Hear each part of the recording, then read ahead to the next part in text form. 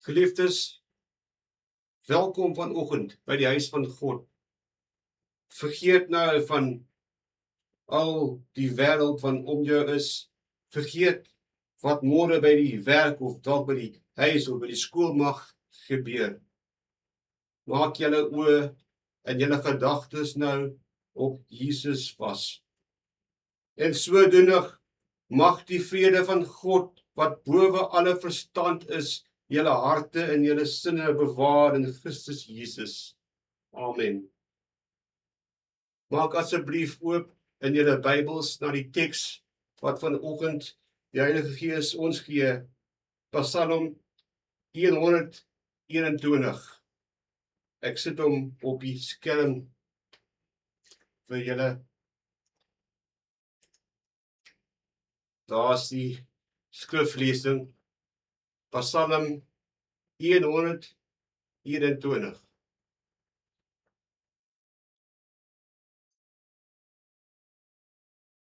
Kom ons lees nou saam. 'n Bedevaartslied. Ek slaan my oë op na die berge. Waar sal my hulp vandaan kom? My hulp is van die Here, wat hemel en aarde gemaak het. Hy kan jou voet nie laat wankel nie. Jou bewaarder kan nie sluimer nie. Kyk, die bewaarder van Israel sluimer of slaap nie. Die Here is jou bewaarder. Die Here is jou skaduwee aan jou regte hand. Die son sal jou bedags nie steek nie. Die maan ook nie by nag nie. Die Here sal jou bewaar vir elke onheil. Jou siel sal hy bewaar. Die Here sal jou uitgang en jou ingang bewaar, van nou af tot in ewigheid. Dit is die woord van God. Amen.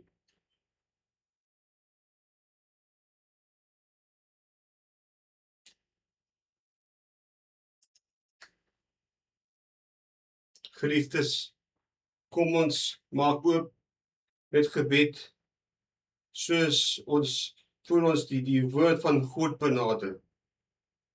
O ons hemelse Vader, ons dank U dat ons veilig mag vergader met 'n oop Bybel voor ons.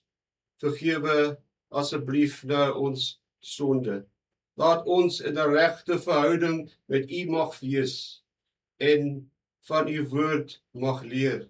Seën nou oor Heer die preek en ook die hoor van U woord na die wederzydse voordeel van die kerk in Jesus se naam. Amen. Geliefdes van God, hierdie is 'n baie bekende psalm wat julle al baie keer in tyd van nood getroos het, maar daar is nog veel meer hier wat baie mense gemis het. Die vrug van die klapperboom is 'n wonderlike ding. Jy kan daarvan koekversierings maak en die vrug self is baie lekker op die eet, maar daar is veel meer wat 'n mens daarmee kan doen. En as jy ophou met koekversierings en kokosneut vrug, verloor jy baie van sy voordele. Daar is veel meer in 'n kokosneut as net dit. Daar is ook die soetmelk wat baie voedsaam is en wat ander eiendomme het, soos om die vuur te blus wanneer jy 'n warm curry geëet het. Maar om by hierdie brandblusser uit te kom, moet jy diep delf tot in die middel van die harde vrug. En om dit te doen is moeilik en dit vat harde werk. Hierdie psalm het ons al baie keer gelees, geliefdes, en dit het ons baie gehelp, maar ons het nog nie baie diep gedelf nie. Daar is die van julle vandag wat brand met onsekerheid. Die vuur van onsekerheid en angs brand in jou bors oor die toekoms, wat so onseker is. Wat gaan gebeur met die land? Wat sal van al die onrus, wat van al die misdaad en die geweld, waar gaan dit alles lei? Daar is iemand wat vandag geliefdes aan die dood afgestaan het, en die pyn van 'n gebroke hart brand in jou bors, binne in jou. Waar sal jy hulp vind?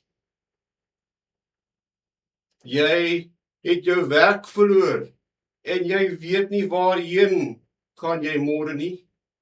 Jou besigheid sukkel.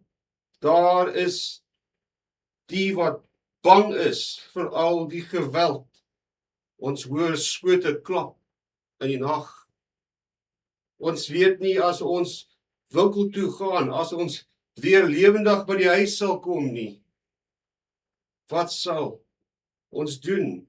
Wie sal ons beskerm? Ek is bekommerd oor my ouers op hulle plaas. Bekommerd oor wat kan gebeur.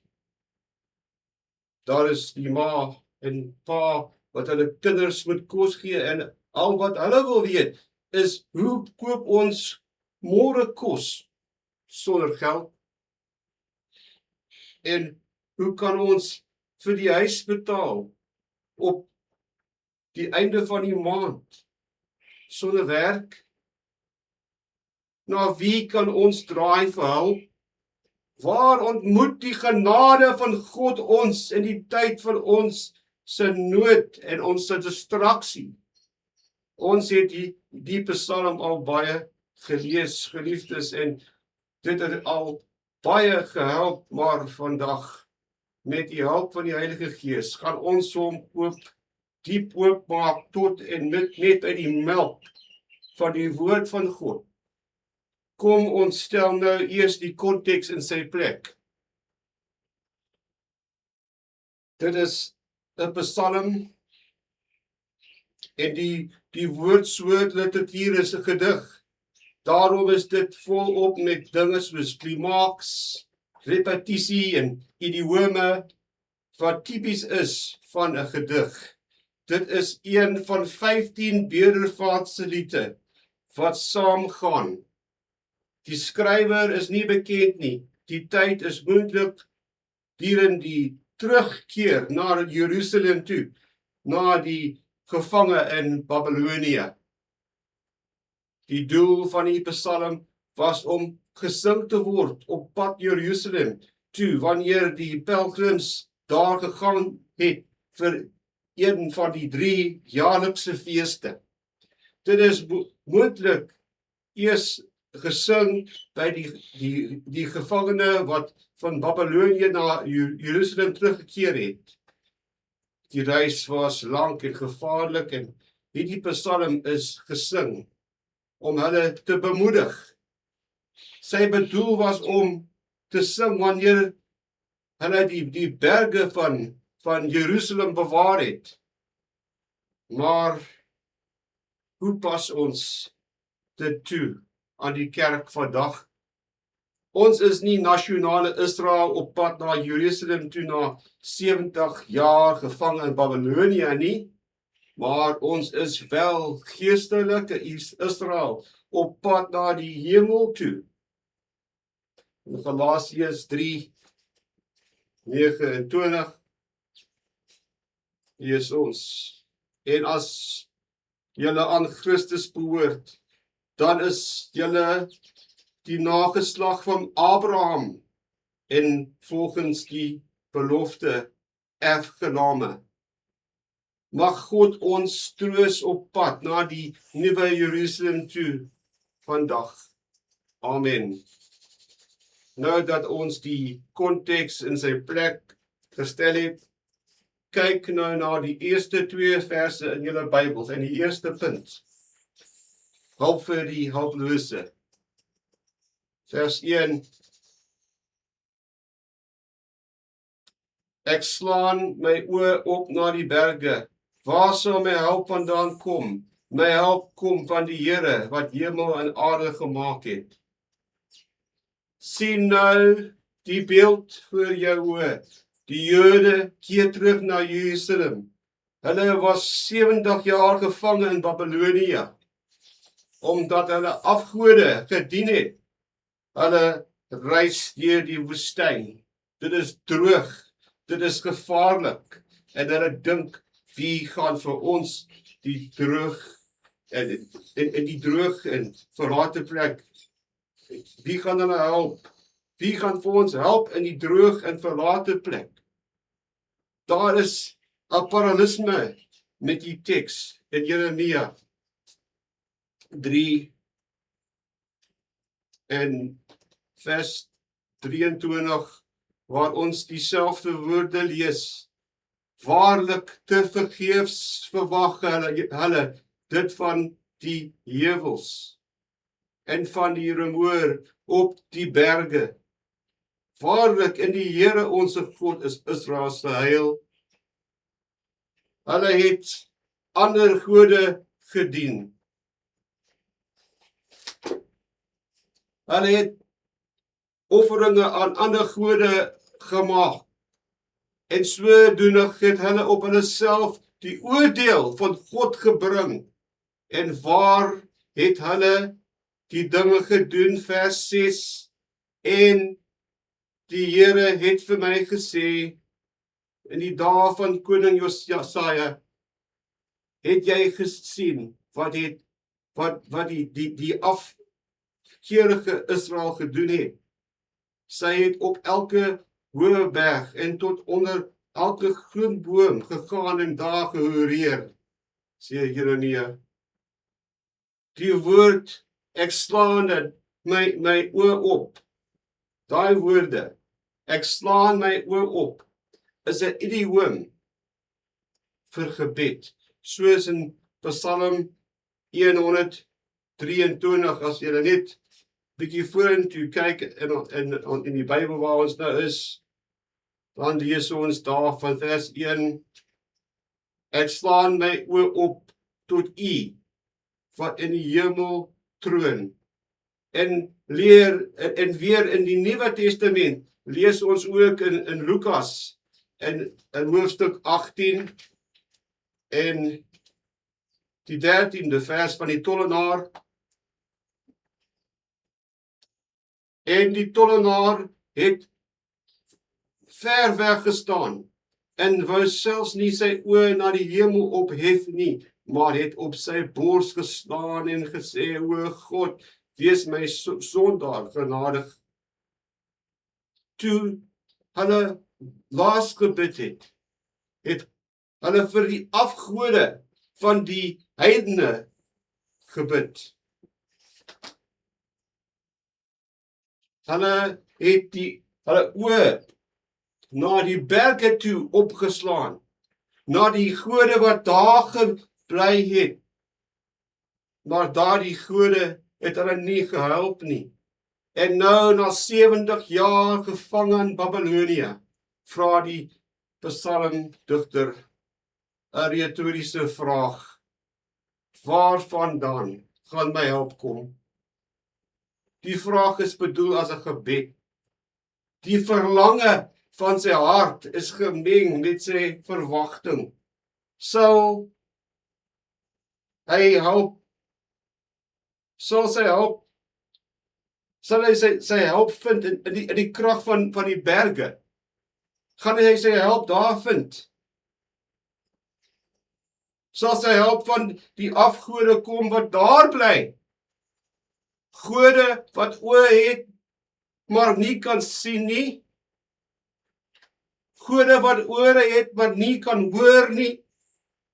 Dan antwoord hy in die tweede vers sy eie vraag. Nee, sê hy, my hulp sal nie van valse gode kom nie, ook nie van die mens nie.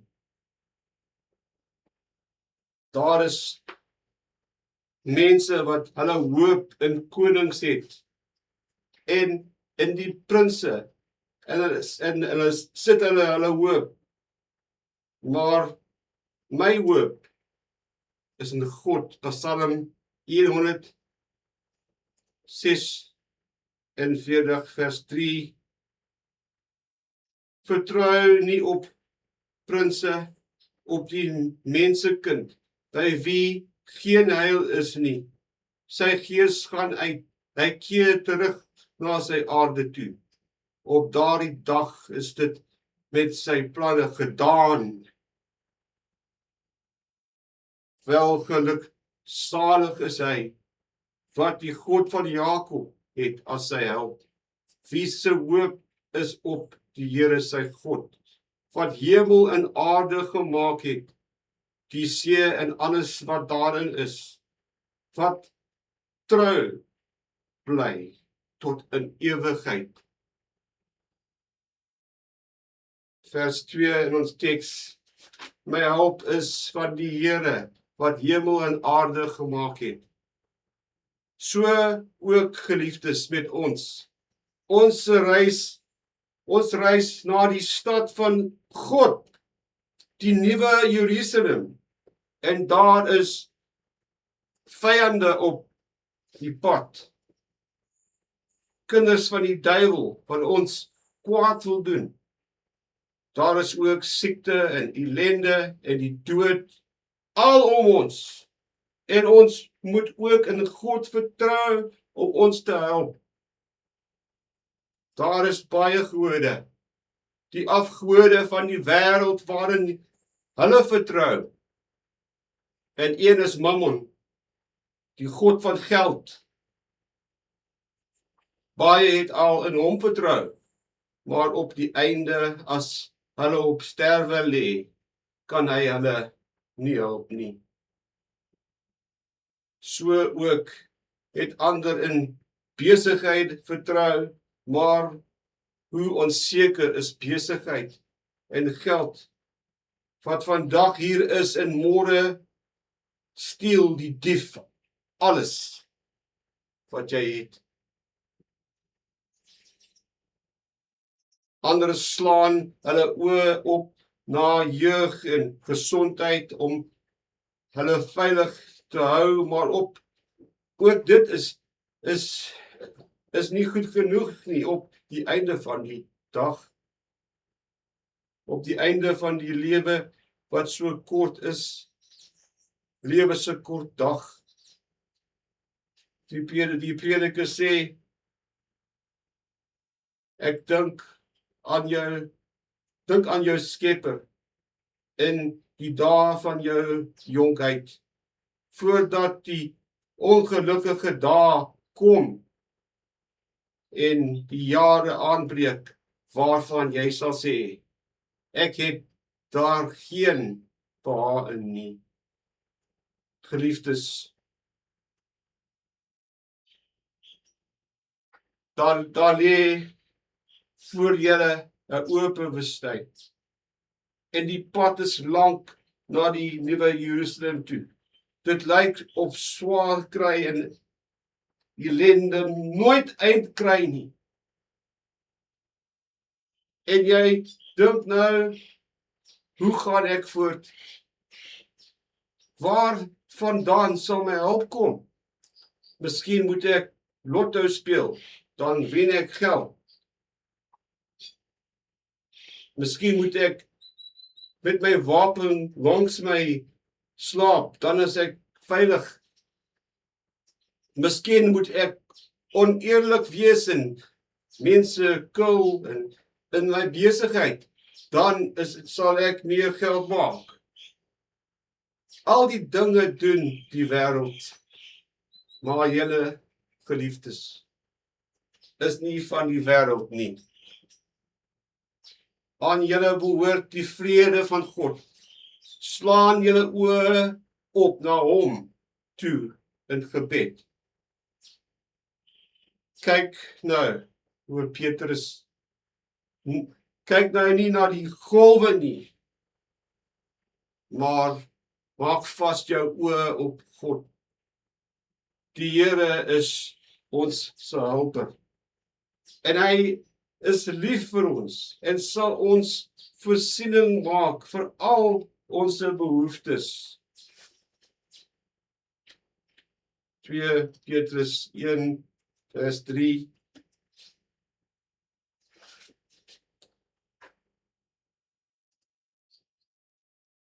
Sy goddelike krag het ons alles geskenk wat tot die lewe in godsvrug dien, deur die kennis van hom wat ons geroep het deur sy eerlikheid.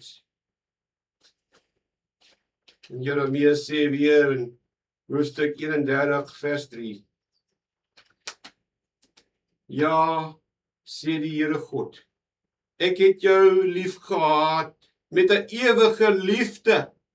Daarom het ek jou getrek met goedertierenheid.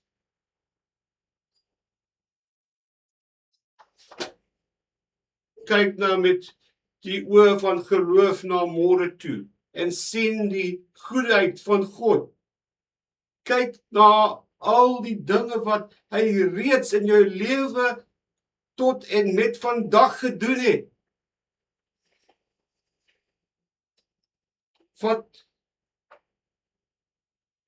Hy wat jou so lief gehad het, dat hy sy enigste gebore seun gegee het, sodat elkeen wat in hom glo, nie verlore mag gaan nie, maar die ewige lewe kan hê.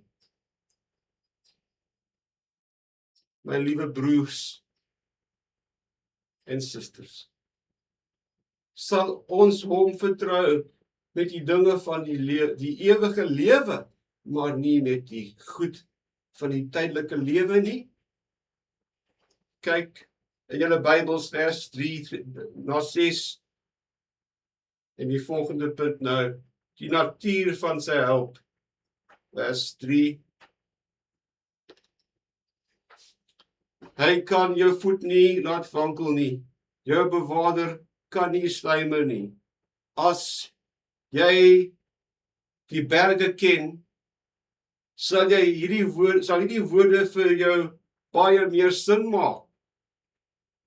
Diegene wat daar bly weet dat as jou voet daar wankel, kan dit jou dood veroorsaak. Maar daar is meer as net die gevaar van dood in ons wandel. Daar is ook geestelike gevaar. Die wêreld, die vlees en die duiwel, die gevaar is daar dat ons in die sonde sal val.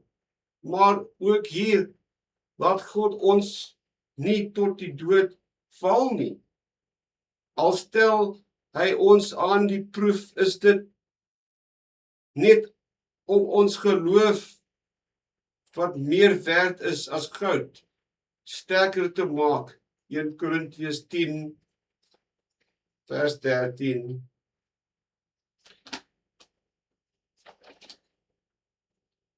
Geen versoeking het julle aangegryp behalwe 'n menslike nie, maar God is getrou, wat nie sal toelaat dat julle bo julle kragte versoek word nie, maar hy sal saam met die versoeking ook die uitkoms gee, sodat julle dit sal kan verdra. Ons sal nie van die berg afval nie. God sal ons voet nie laat wankel nie. Die 4de vers begin met die woord kyk. Dit is 'n uitspreekwoord om jou aandag te trek. Vers 4, kyk, gee aandag aan die punt, sê hy. Die bewaarder van Israel sluimer of slaap nie. Die woord bewaarder is die Hebreëse woord shema. Shema. En dit is 6 keer herhaal. Hy wil 'n punt maak dat ons dit nie mis nie. Die eerste 3 keer is die woord vertaal om te bewaar, maar die laaste 3 keer is in die konteks is dit om te preserveer, in die eerste plek om te bewaar. Die prent is die van 'n man wat 'n kosbare skat bewaar. Of soos 'n soldaat wat die kop van sy koning veilig hou van die vyand. Dit is om te bewaar, om jou met 'n heining van dorings te omsirkel.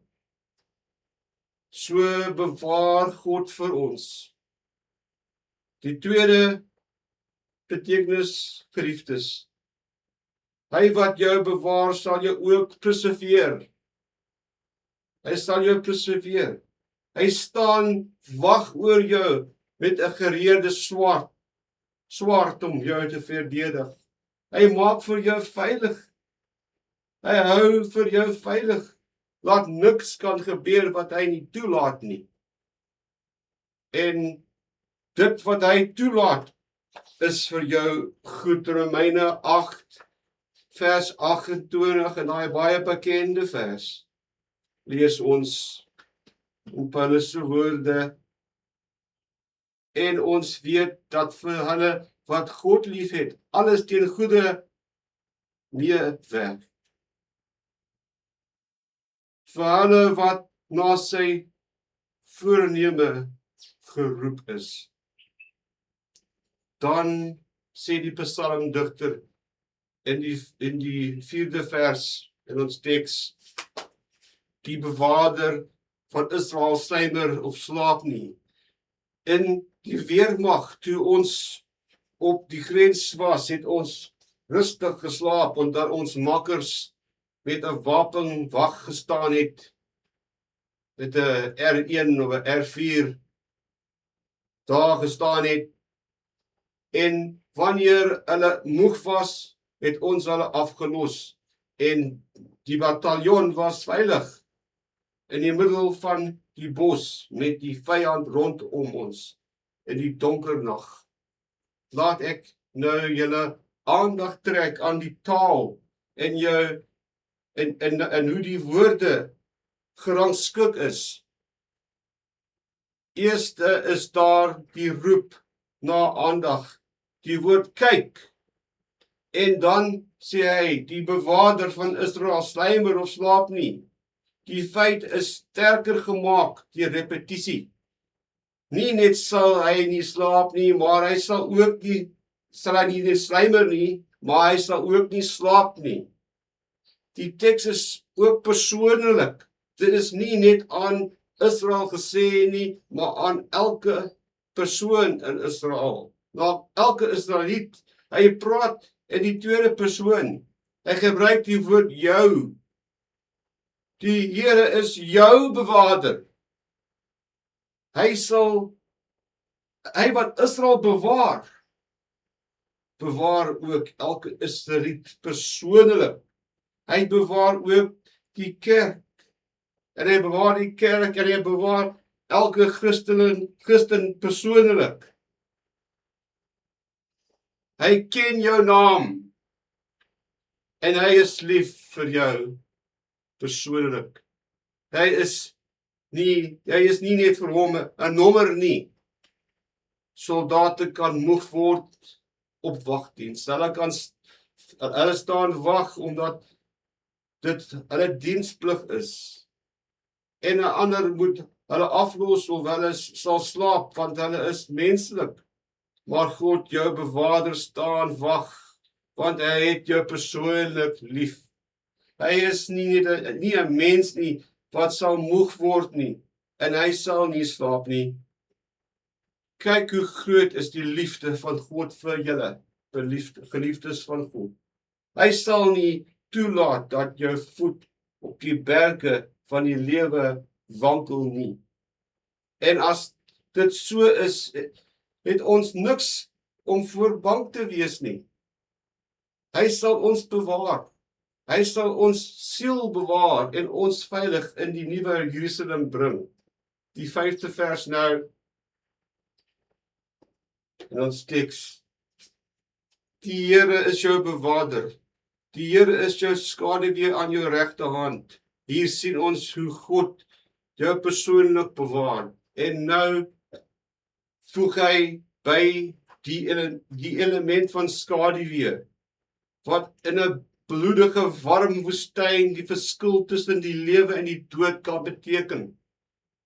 Hy wat 'n skaduwee was vir Israel in die woestyn, is 'n skaduwee ook vir jou. Hy beskerm jou, maar meer as dit. Die skaduwee is op jou regte hand, sê die skrif. Die regte hand is die hand waarmee die swaard gehou is. Die psalmdigter sê God beskerm hulle en maak dat hulle in die oorlog kan staan. In Efesiërs 6 lees ons die 13de vers.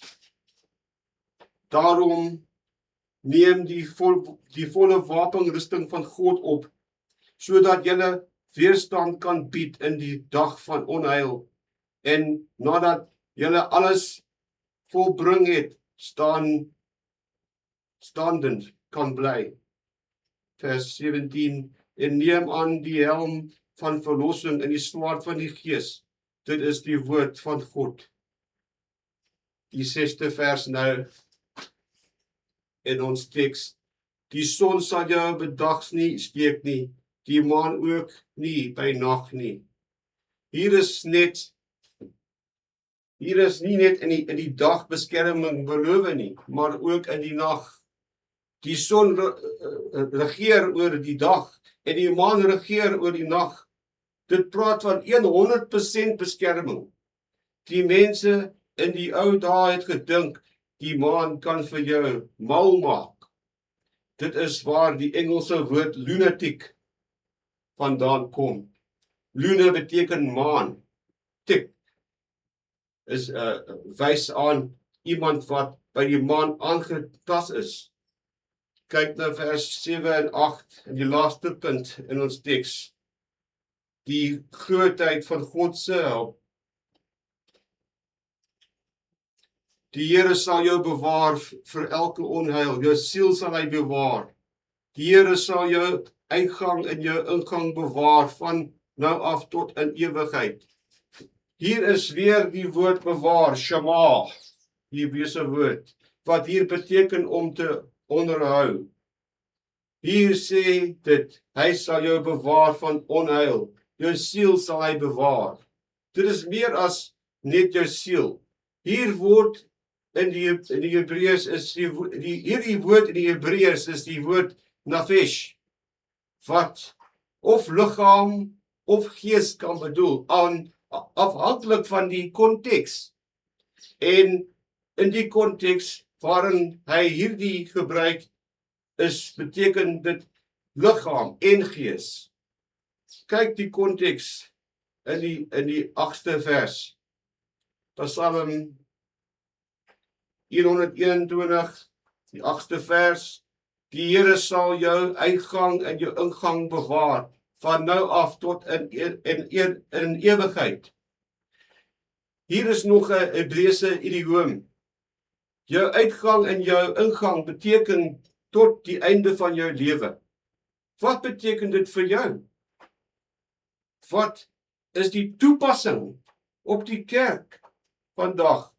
Die eerste deel van die konteks is dat God jou veilig sal hou, elke dag van jou lewe op die aarde, waar ook al jy moet gaan.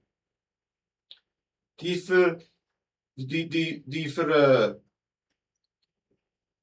verpleegster is veilig in die hospitaal waar sy al werk doen.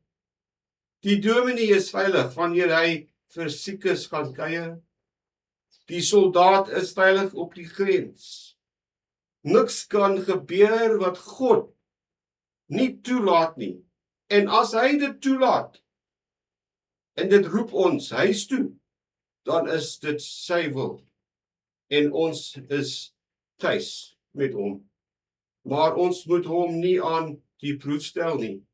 Ons moenie ons self onnodig in gevaar stel nie. Ons moet alles doen wat hy ons in staat stel om te doen. om veilig te bly, soos Christus ons gewys het in Lukas 4 vers 12. Die lewe hier is 'n kort tyd. Dit is 'n tyd wanneer ons die werk van God moet doen. Werk wat vir ons voorberei is om te doen deur God. Ons is uit genade alleen gered deur die geloof. Dit is die gawe van God, nie uit die werke nie, sodat niemand mag roem nie. Maar ons is sy maaksel geskep. Geskape in Christus Jesus tot goeie werke wat God voorberei het, sodat ons daarin kan wandel. Want vir my, sê Paulus in Filippense 1, is die lewe Christus en die sterwe wins. Maar as ek in die vlees moet lewe, dan beteken dit vir my vrugbare arbeid, en wat ek sal kies, weet ek nie. Maar die dag moet eind kry, en as ons werk klaar is, bly ons mos nie by die kantoor of by die werkswinkel nie, ons gaan dan huis toe. So ook geestelik. En hier sien ons weer die konteks van die woord siel in die Hebreëus nafesh, want nou wat nou van die liggaam in die wêreld en ook die siel in die volgende wêreld praat. Lees weer die laaste vers met my in jou Bybel. Die Here sal jou uitgang en jou ingang bewaar van nou af tot in ewigheid. Hy sal jou bewaar in jou lewe, jou uitgang en jou ingang van nou af, en hy sal jou siel bewaar tot in ewigheid. Ek sluit nou af, geliefdes van God. Wat 'n groot troos is daar vir julle in die teks. In die lewe met al sy probleme, pyne, hartseer en lyding kan ons op God roep. Ons kan ons oë opslaan na hom toe, na sy troon van genade in ons tyd van nood, en daar sal ons hulp vind van God, wat die hemel en die aarde gemaak het. Hy sal oor jou wag hou, oor jou lewe, oor jou siel, tot die laaste uitgang en die laaste inkom in ewigheid, wanneer die liggaam terugkeer na die grond en die gees aan God wat dit gegee het. En dan is ons vir ewig met hom. Amen. Maar my liewe vriende, as jy hier vanmôre sit en jy ken nie vir Jesus Christus nie, is jy nog steeds in jou sondes. En die wraak van God is op jou. En ek roep jou nou om hom te ken, wie jou kan verlos en van die sonde en die hel kan red. Kom nou na hom toe, wie vir die sondaar gesterwe het. Kom, maak vrede met God deur sy bloed vandag. Kyk, nou is die tyd van die welbehae. Kyk, nou is die dag van heil. Vandag as julle sy stem hoor, verharde julle harte nie, omdat ons dan die vrees van die Here ken, probeer ons om mense te oortuig. Ons tree dan op as gesande om Christus se wil, asof God deur ons vermaan. Ons bid julle om Christus wil. Laat julle met God versoen. Amen. As God, as daar iemand is wie gebed en raad nodig het, praat asseblief met my of met een van die ouderlinge. Laat ons kan help om saam te bid, om vrede met God te vind. Moenie wag nie. Die dag van die lewe is kort en die son het al in die weste begin sak. Amen. Kom ons bid saam. O Heer, ons dank U dat U 'n God is wat ons hoor en dat ons na U toe kan kom in gebed met al ons sorge, met 'n gebroke hart of met die probleme van alledaagse lewe. Dankie vir U liefde en U genade. Troos nou die van jou geliefdes wat na U toe kom vandag. Ek bid ook, o Heer, vir diegene wat U nie ken nie en wie in gevaar is van die hel. Roep hulle nou na U self toe. Die Jesus Christus, in Jesus se naam. Amen.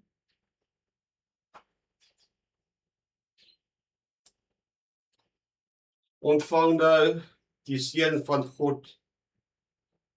En nou mag die genade van die Here Jesus Christus en die liefde van God en die gemeenskap van die Heilige Gees met julle wees. En die seëning van almagtige God, die Vader, die Seun en die Heilige Gees wees met julle almal, nou en tot in ewigheid. Amen. God wees saam met julle geliefdes, tot ons weer met mekaar kan ontmoet.